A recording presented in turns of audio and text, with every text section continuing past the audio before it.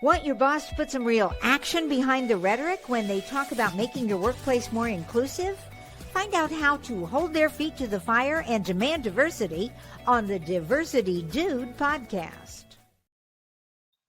Hello there. Welcome back to the Diversity Do podcast. I'm your host, Lambert Fisher, marriage and family therapist, award winning author, and national speaker on the topic of multicultural awareness and diversity. And for those of you who are interested in even more positive and encouraging tips and strategies beyond what I share in podcasts like this, then feel free to check out my award winning book, Diversity in Clinical Practice. Nationally recognized for the unique way in which it addresses the often difficult topic of multicultural awareness and diversity, designed for more than just therapists. If you're a helping professional in any way, diversity in clinical practice can help you meet the greatest variety of cultural needs possible for those whom you serve. And it's available in paper and audiobook versions for your convenience. If you haven't heard it yet, I invite you to visit TED.com and check out my talk called What to Do When You Offend Someone, where I offer a positive and practical perspective on how to navigate unintentional offenses in daily life. To date, it's been viewed over 500,000 times. Check it out for yourself. And if you're encouraged by it as well, share it with a friend. And whether it be through my one on one relationship building efforts as a therapist or my informing and empowering efforts as an author speaker, know that my personal mission is to do my part to improve the world one strengthened relationship at a time. So, today I want to share with you an encouraging perspective on how to ethically consider culture in hiring practices. Now, a few months ago, I shared a podcast message providing a healthy perspective on how, contrary to popular belief, considering cultural identity in hiring practices is not a contradiction to merit based hiring. In fact, it's one of the many ways to explore and identify varying bases of merit available in prospective candidates. For more on how this could possibly be, I encourage you to go back and listen to that podcast on the recruiting dilemma, cultural or qualified. Now, after that discussion, among the positive and appreciative feedback I received, conveying that it did resonate with many of those who listened in, I also received a reasonable follow up question from multiple professionals that basically asked this. While I appreciate the encouragement to consider cultural identity in hiring practices, do you have any actual recommendations regarding how to do so in a way that does not get me accused of reverse discrimination? Well, although there's a lot of variety in professional environments as well as professional roles, such that the specifics of what stands out on resumes and what is asked in interviews varies widely, I would like to offer a few considerations or factors that can be considered in a leader's efforts to ethically build a culturally diverse team. The first consideration is this: remember that cultural diversity is more than just about skin color.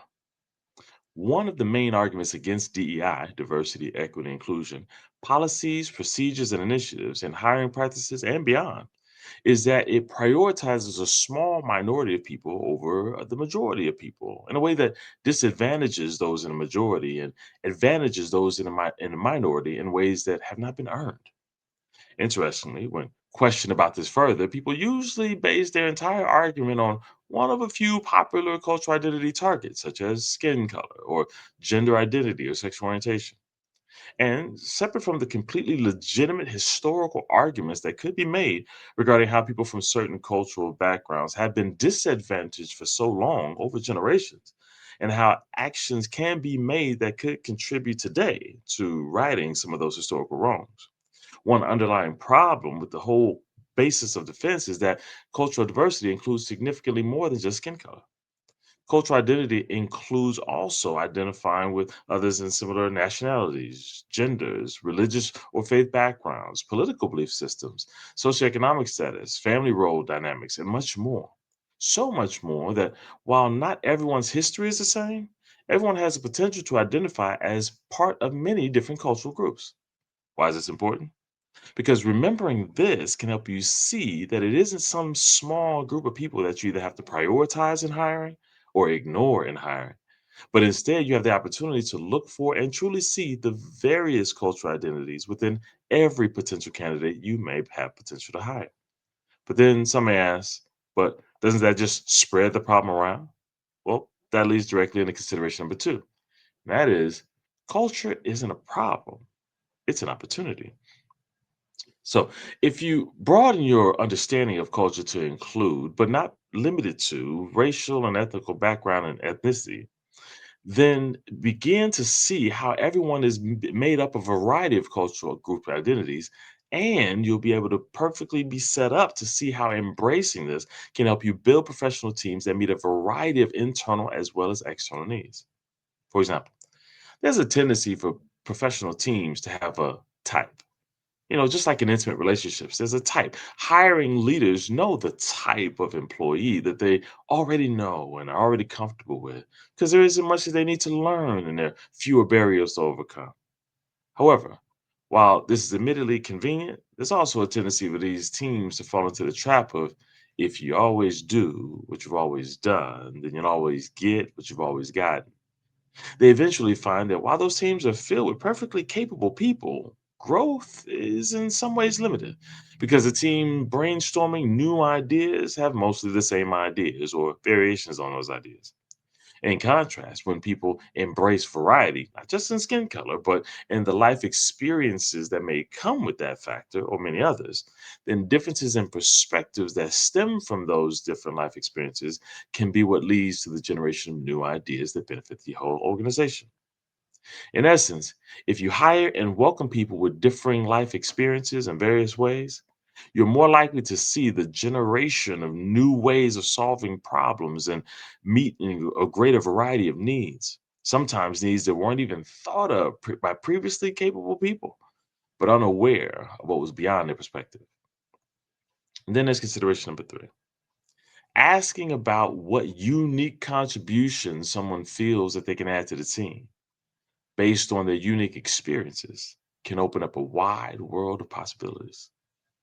I emphasize unique contributions that stem from unique experiences because this can include someone describing how their skin color, reflecting their ethnic minority status, impacted how they were previously treated, and which led to their learning resilience, creative problem solving skills, and a healthy conflict resolution skill.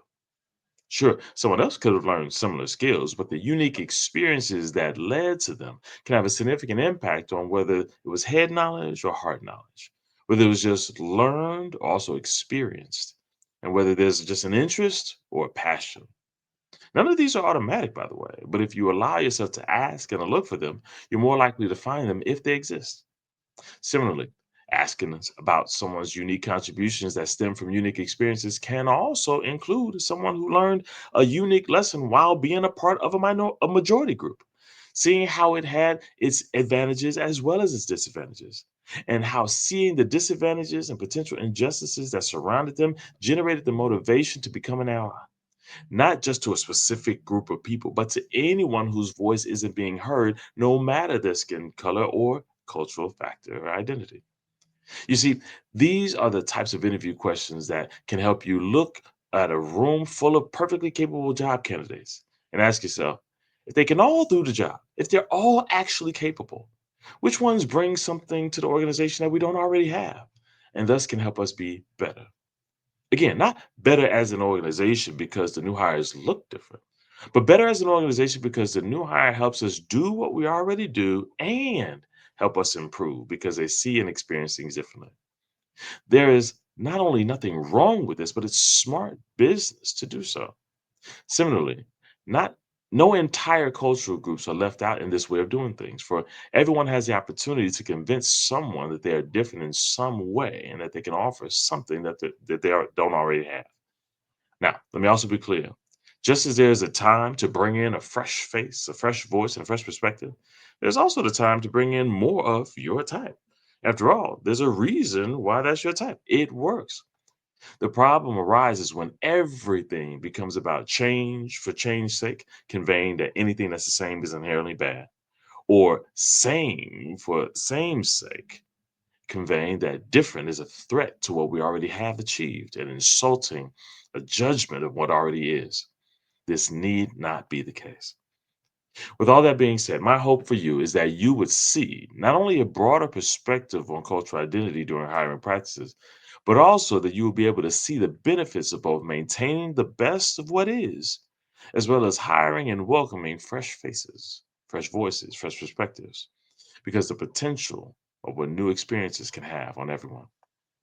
But in order to appreciate the benefits of a diversity of unique cultural experiences, you have to give yourself permission to find them, listen to them, welcome them on your team. Not because the level of melanin in someone's skin makes them good or bad, but because whether they wanted it to be or not, this and many other cultural factors are often correlated with life experiences that have been honed into professionally beneficial ideas, perspectives, and assets that any organization can benefit from, maybe even yours. And with that, I'll say thanks again for listening to today's Diversity Do podcast. If you have any diversity related questions that you'd like me to address on an upcoming podcast, or if your organization is in need of a shame free and empowering guest speaker on this topic, then feel free to send them to my website at diversitymadesimple.com. If you know anyone else who can benefit from a positive and encouraging perspective on this often difficult topic, then feel free to send them a link to this podcast, or you can share with them my award-winning book, Diversity in Clinical Practice, available at Amazon.com. And don't forget to visit TED.com and check out my talk on what to do when you offend someone. I hope it inspires you and that you share it with someone else so that they can be inspired as well. And as usual, I look forward to addressing as many topics as possible in future podcasts to help you improve as many relationships as possible at home, at work, and in your community. And as always, remember this: you don't need to know everything about everyone in order to have a positive impact on someone. Thank you all for tuning in, and have a great day. Tune in each week and find out how to demand and implement diversity at your job. To hear more, check out previous Diversity Dude shows on ShalettaMakesMeLaugh.com. You know Shaletta makes you laugh, but did you know Shaletta Brundage can also make you think and boost your business? Media personality, activist, and comedian Shaletta Brundage founded Shaletta Makes Me Laugh to celebrate and share the best of Black culture.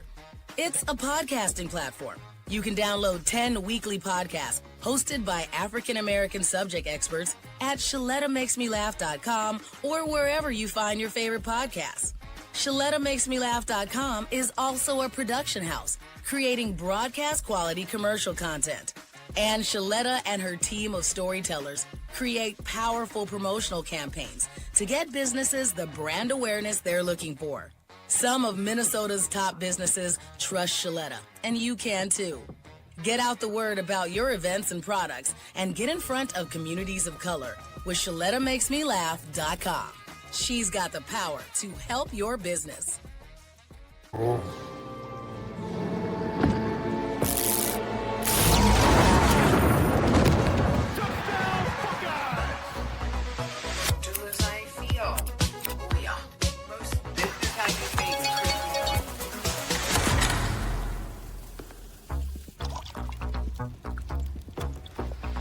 Not a word about the bangs?